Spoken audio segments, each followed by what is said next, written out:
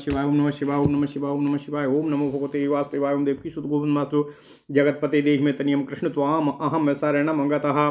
अथ श्री अग्नि महापुराण द्वाचत्वारिंशदाधिक त्रिशततमो अध्यायः। अभिनय आदि निरूपणम्। अग्निरुवाचो आभिमुख्यं नयन्नर्थान् विज्ञेयोभिनयो बुधे चतुर्था संभवः सत्वो वा गंगा हरणाश्रयाः स्तंभादि सात्विको वागारंभो वाचिक अंगिकः शरीरारंभ आहार्यो बुद्ध्यारंभ प्रवृत्तयः रासादि विनियोगोऽथो कथ्यते ह्यातिमान्यतः तमन्तरेण सर्वेषां पार्थैवो स्वतन्त्रता संभोगो विप्रलम्भश्च श्रृंगारो द्विविधे स्मृतः अप्रच्छन्नश्च प्रकाशश्च तावपि द्विविधो पुनः विप्रलम्भाभिधानो या श्रृंगार सा चतुर्विधा पूर्वानुरागमानाख्यः प्रवासकरुणात्मकाः एतेभ्योऽन्तरं जायमानं संभोगलक्षणं विवर्तने चतुर्धैव नाचा प्रागति वर्तते स्त्रीपुंसयोस्तद्वद्वयं तस्य निवर्तिकारति निखिलाः सात्विकास्तत्र वैवर्ण्यप्रलयो विना धर्मार्थ काम मोक्षश्च श्रृंगार उपचीयते आलम्बन विशेषश्च तद्विशेषैर्निरन्तरः श्रृंगारं द्विविधं विद्याद्वाङ्गनेपथ्य क्रियात्मकम् अहाश्चतुर्विधो लक्षन्दन्तः स्मृत ईरितः। ओम नमः शिवाय ओम नमः शिवाय ओम नमः शिवाय। किंचिल्लक्षितदंत्राग्रं हसितं पुल्ललोचनं विहसितं सस्वनं याजीह्योपहसितं तु ततो सशब्दं पापहसितं शब्दमतिहसितं यश्चाशौच करुणो नामो सहारसस्त्रिविधो भवेतो धर्मोपघातश्चित्तविलासो जनितस्तथा शोकः शोकाद् भवेत् स्थायी कः स्थायी पूर्वजो मतः अंगनेपथ्यवाक्यश्च रौद्रोऽपि त्रिविधो रसः तस्य निवर्तकः क्रोधः स्वेदो रोमाञ्च बेपथुः दानवीरो धर्मवीरो युद्धवीर इति त्रयम् बीतस्तस्य च निष्पत्तिरहेतुरुत्साहे इष्यते आरम्भेषु भवेद्यत्र वीरमेवानुवर्तते अभयानो नाम रसस्तस्य निवर्तकं भयम्। ओम नमः शिवाय।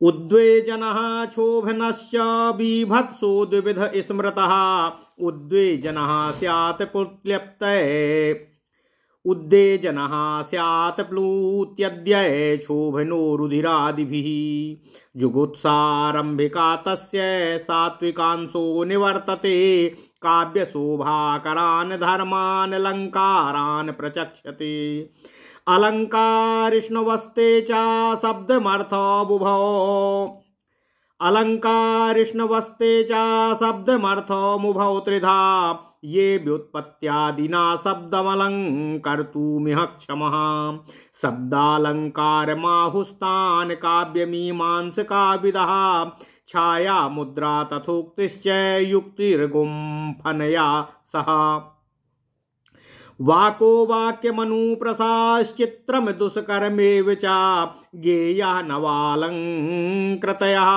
शब्दानामित्यसङ्करातो तन्त्रान्योक्तिरनुकृतिश्छाया सापि चतुर्विधा लोकच्छेकारभको उत्कोक्ति नामतोक्तेरनुकारतः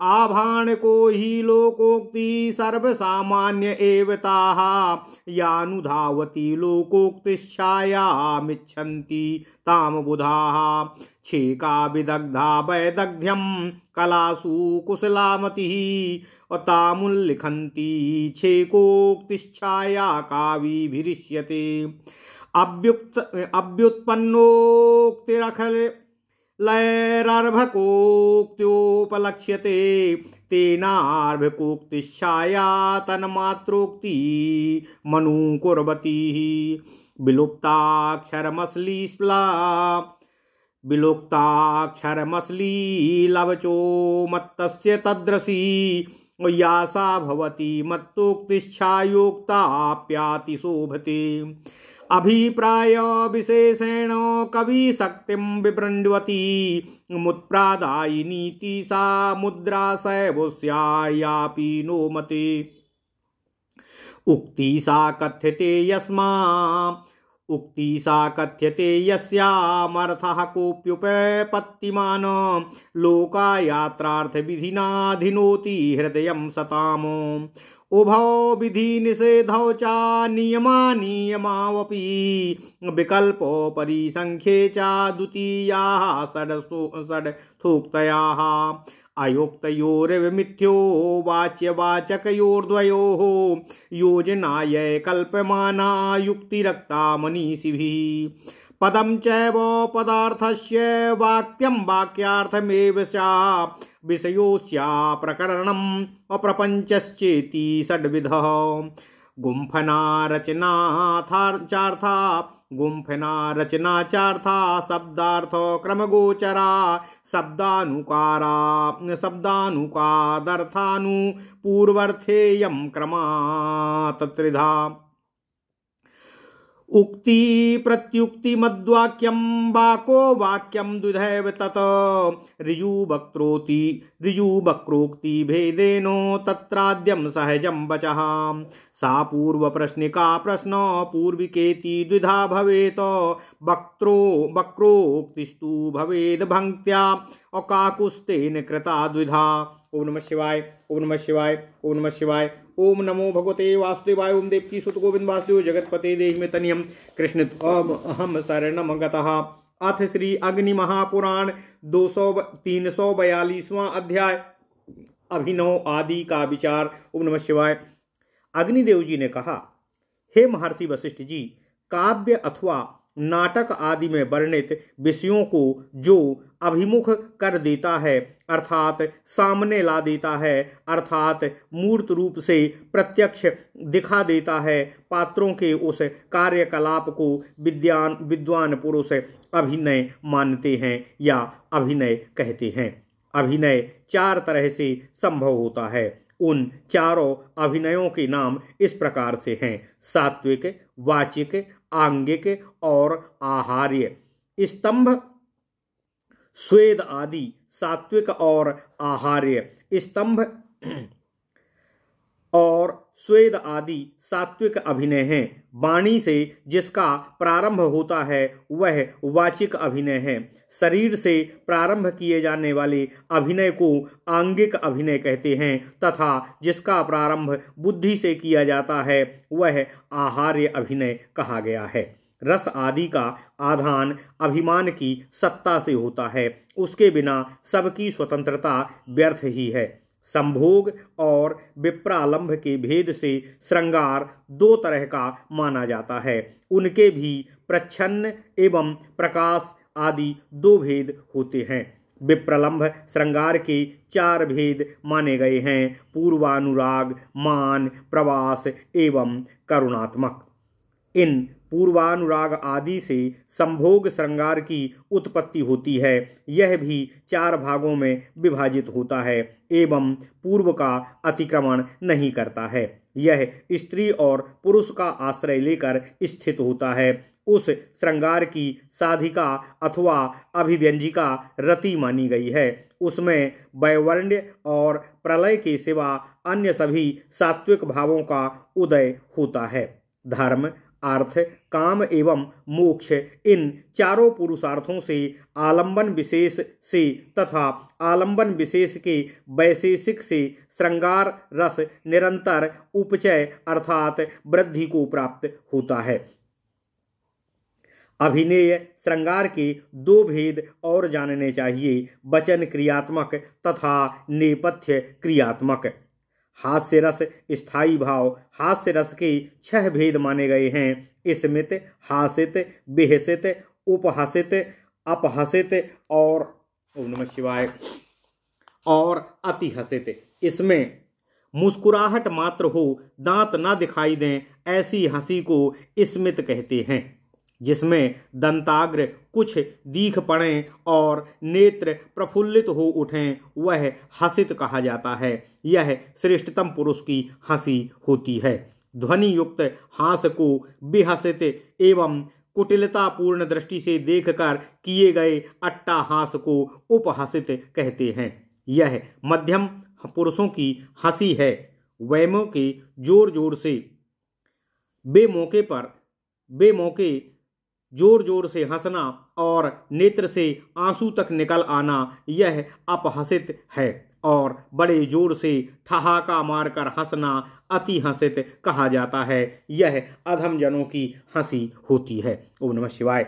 जो मनुष्य करुण नाम से प्रसिद्ध रस है, वह 3 तरह का होता है। करुण नाम से उसका स्थायी भाव लोक है। वह 3 हेतुओं से प्रकट होने के कारण त्रिविध माना गया है।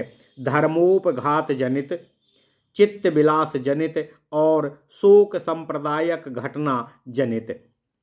लोक जनित शोक में कौन स्थायी भाव है? जो पूर्ववर्ती शोक से उद्भूत हुआ है, वह अंग कर्म, नेपथ्य कर्म और वाक कर्म, इनके द्वारा रौद्र रस के 3 भेद होते हैं। उसका स्थायी भाव क्रोध होता है। इसमें स्वेद, रोमांच, बेपथु तथा सात्विक भावों आदि का उदय होता है। दानवीर, धर्मवीर एवं युद्धवीर, ये 3 वीर रस के भेद हैं। वीर रस का निष्पादन हेतु उत्साह माना गया है। जहाँ प्रारंभ में वीर का ही अनुसरण किया जाता है, परंतु जो आगे चलकर भय का उत्पादक होता है, वहाँ भयानक रस है। उसका निष्पादन भय नामक स्थायी भाव है। बीभत्सर के उद्वेजन और क्षोभण 2 भेद माने गए हैं। पूति अर्थात दुर्गंध आदि के उद्वेजन तथा रुधिरक्षण आदि के क्षोभण होता है। जुगुप्सा इसका स्थायी भाव और सात्विक भाव का इनमें अभाव होता है। हे वशिष्ठ जी, काव्य सौंदर्य की अभिवृद्धि करने वाले धर्मों को अलंकार कहते हैं। वे शब्द, अर्थ एवं शब्दार्थ, इन तीनों को अलंकृत करने से 3 तरह के होते हैं। जो अलंकार काव्य में व्युत्पत्ति आदि से शब्दों को अलंकृत करने में सक्षम होते हैं, काव्य शास्त्र की मीमांसा करने वाले विद्वान उनको शब्दालंकार कहते हैं। छाया, मुद्रा, उक्ति, युक्ति, गुम्फना, बाकोबाक, अनुप्रास, चित्त और दुष्कर, ये शंकर को छोड़कर शब्दालंकार के 9 भेद होते हैं। दूसरों की उक्ति के अनुकरण को छाया कहते हैं। इस छाया के भी 4 भेद जानने चाहिए। लोकोक्ति, छेकोक्ति, अनुर्धाकोक्ति एवं मक्तोक्ति का अनुकरण। आभाकण अर्थात कहावत को लोकोक्तिकण कहते हैं। ये उक्तियां सर्वसामान्य में प्रचलित होती हैं। जो रचना लोकोक्ति का अनुसरण करती है, विद्वज्जन उसको लोकोक्ति छाया कहते हैं। विदग्ध अर्थात नागरिक को छेक कहा जाता है। कला कुशल बुद्धि को वैदग्ध्य कहते हैं। उल्लेख करने वाली रचना को कविजन छेकोक्ति छाया मानते हैं। अधुर्नाकोक्ति सब विद्वानों की दृष्टि से अव्युत्पन्न अर्थात मूढ़ पुरुषों की उक्ति का उपलक्षण मात्र होता है। इसलिए केवल उन मूढ़ों की उक्ति का अनुकरण करने वाली रचना अधुर्नाकोक्ति छाया कही जाती है। मत्त अर्थात पागल की जो वर्णक्रमहीन अश्लीलतापूर्ण उक्ति होती है उसको मत्तोक्ति कहते हैं। उसका अनुकरण करने वाली रचना मत्तोक्ति छाया मानी गई है। यह यथावसर वर्णित होने पर अत्यंत सुशोभित होती है। हे वशिष्ठ जी, जो विशेष अभिप्रायों के द्वारा कवित्व शक्ति को प्रकाशित करती हुई सहृदयों को प्रमोद संप्रदान करती है वह मुद्रा कही जाती है। हमारे मत से वही संयक भी कही जाती है, जिसमें युक्त युक्त अर्थ विशेष का कथन हो तथा जो लोक प्रचलन के प्रयोजन की विधि से सामाजिक के हृदय को समर्पित करना चाहिए, उसको उक्ति कहते हैं। उक्ति के अवान्तर भेदों में विविध विधि, निषेध,